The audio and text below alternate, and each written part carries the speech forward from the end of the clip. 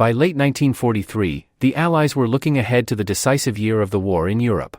The landings in Italy had bogged down in brutal fighting, and the long-awaited invasion of Normandy was already being planned. But in the corridors of Allied command, another idea was gaining momentum: a second D-Day, not in the north, but along the sun-soaked yet heavily defended shores of southern France.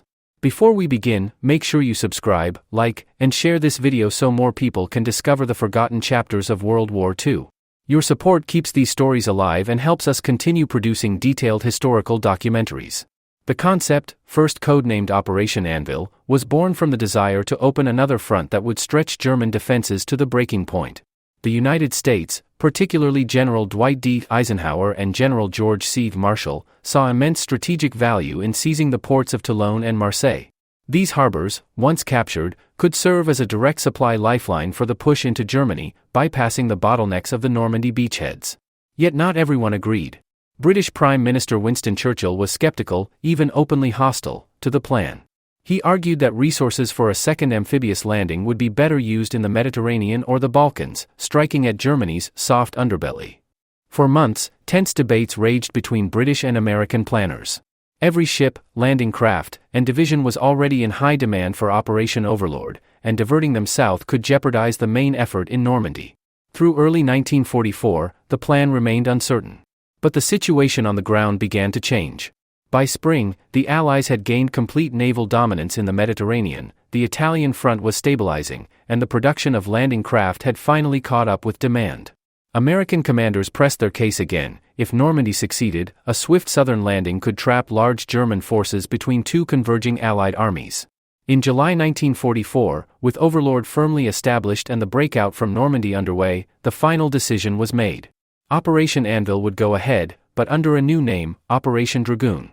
The reasons for the change remained debated, with some accounts suggesting it was chosen simply because Churchill had dragooned the Americans into agreement, though official explanations were more diplomatic. The timetable was tight. Forces needed to be assembled, rehearsed, and supplied in just a few weeks. The American 7th Army under Lieutenant General Alexander Patch would take the lead, supported by a powerful French contingent under General Jean de Lattre de Tassigny. Naval and air forces would coordinate a massive bombardment, while airborne troops would seize critical inland routes before the main landings. By late July, the plan was locked in. Southern France, overlooked in many histories of the war, was about to become the scene of one of the most successful large-scale amphibious operations of the conflict, a second D-Day that would help seal Germany's fate. By late July 1944, the machinery of Operation Dragoon was in motion. The decision had been made, the commanders appointed, and the invasion date set for mid-August. But pulling together the vast resources needed for a second D-Day required meticulous coordination on a scale few operations could match. The staging areas stretched across the Mediterranean. In Naples, Oran, and Corsica, troop convoys gathered. Thousands of soldiers from the U.S. 7th Army drilled in amphibious landings, rehearsing the delicate choreography of beach assaults. Meanwhile, French units, eager to liberate their homeland, trained with American equipment and coordinated their plans for the advance inland.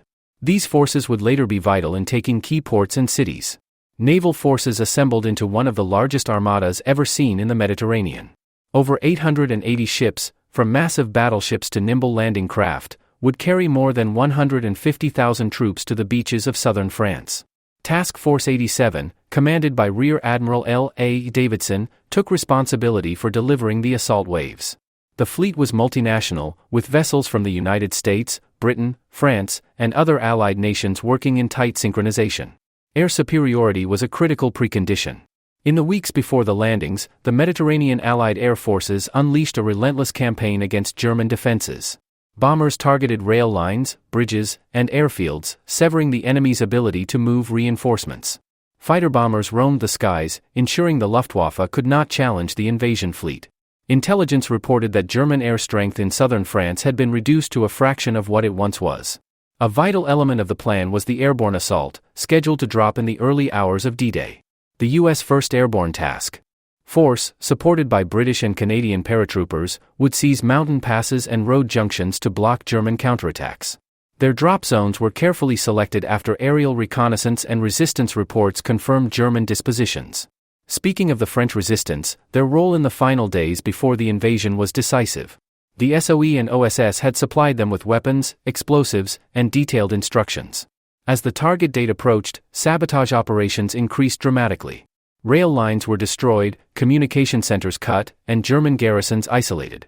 These actions not only disrupted enemy movements but also spread confusion about where and when the main blow would fall. By August 10, the invasion fleet began assembling in Corsican and Italian ports. Troops boarded landing craft under strict secrecy, with blackout conditions enforced to avoid detection. Deceptive radio traffic suggested landings might occur elsewhere, drawing German attention toward the Ligurian coast. On August 14, with final orders distributed and weather conditions favorable, the invasion force set sail toward the French Riviera. Under the cover of darkness, the largest amphibious assault in the Mediterranean since Sicily moved toward its objective. Dawn broke over the Mediterranean on August 15, 1944, revealing a sight that would change the course of the war in southern France. Stretching across the horizon was an armada of more than 880 vessels, warships, transports, and landing craft, converging on the French Riviera. The invasion, codenamed Operation Dragoon, was about to begin. At precisely 6 o'clock, Allied naval guns opened fire. Battleships like the USS Nevada and HMS Ramillies unleashed thunderous barrages against German coastal defenses, targeting gun emplacements, fortified positions, and suspected strongpoints.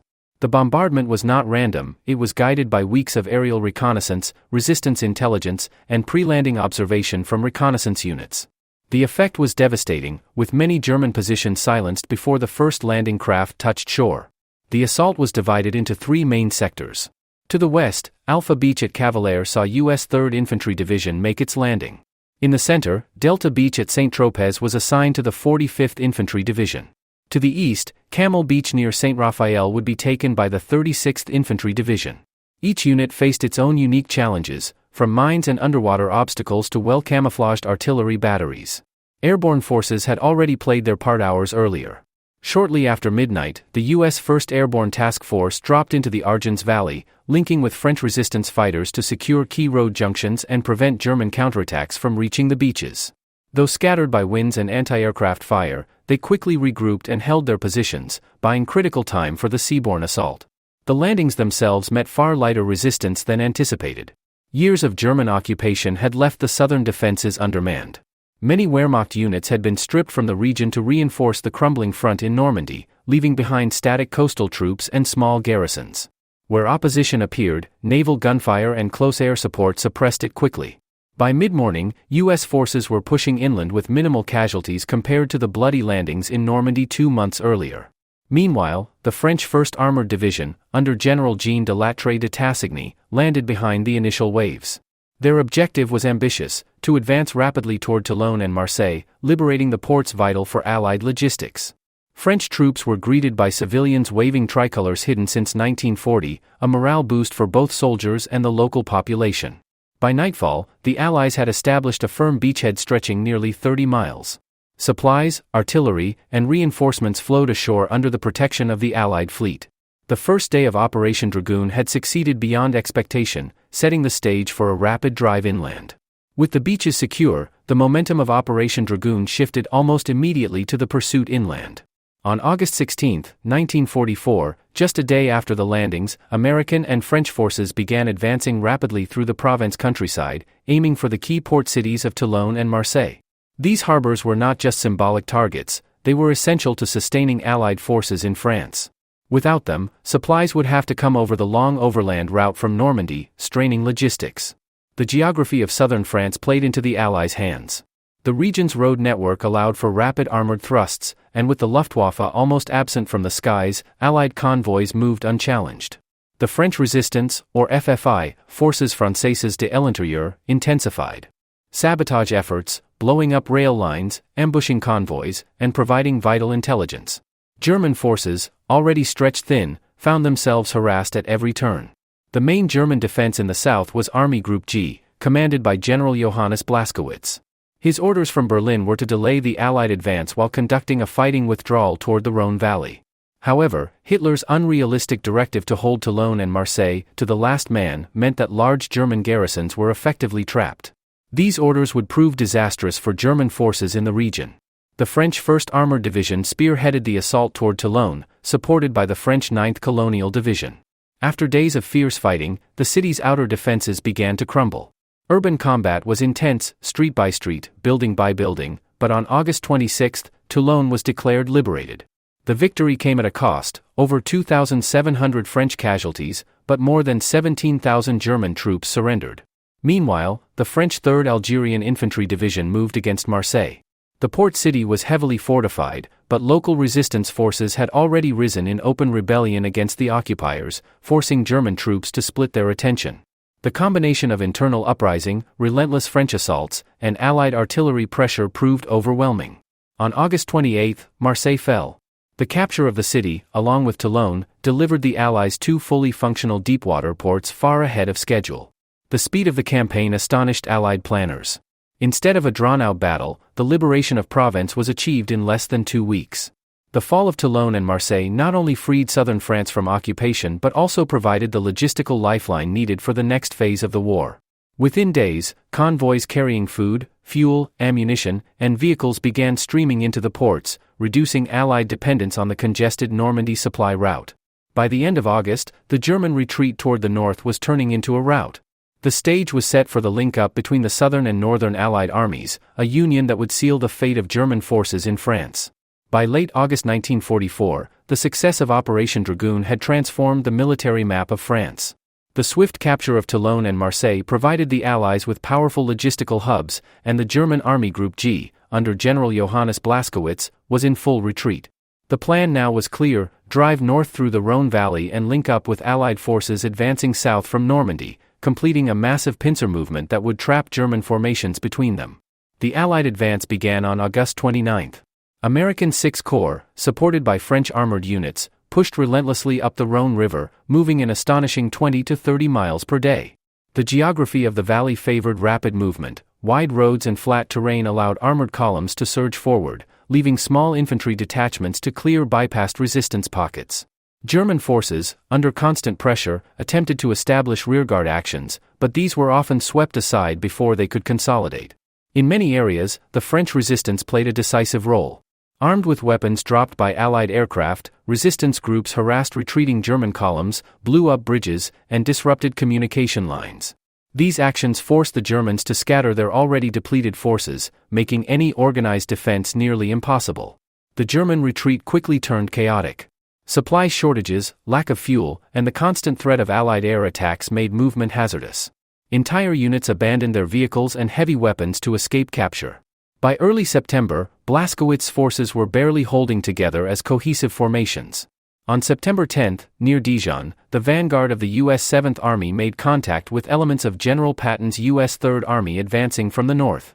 This meeting was more than symbolic; it represented the sealing of the German escape routes from southern France. The link-up unified the Western Front from the English Channel to the Mediterranean, allowing for coordinated operations against Germany's remaining forces in France. The impact on the German strategic position was severe. Army Group G had lost tens of thousands of men, either killed, wounded, or captured. Their ability to defend eastern France, let alone mount any counteroffensive, was gone. The ports of Marseille and Toulon, already being repaired and expanded, began receiving a steady flow of supplies, easing the strain on the overburdened Normandy depots. Within weeks, these ports were handling more cargo than anticipated, fueling the Allied advance toward the German border. For the Allies, Operation Dragoon was not just a southern sideshow but a decisive campaign that accelerated the liberation of France and hastened the collapse of German resistance in the West. By mid-September, the focus shifted toward the next great challenge: breaching the German frontier and entering the Reich itself.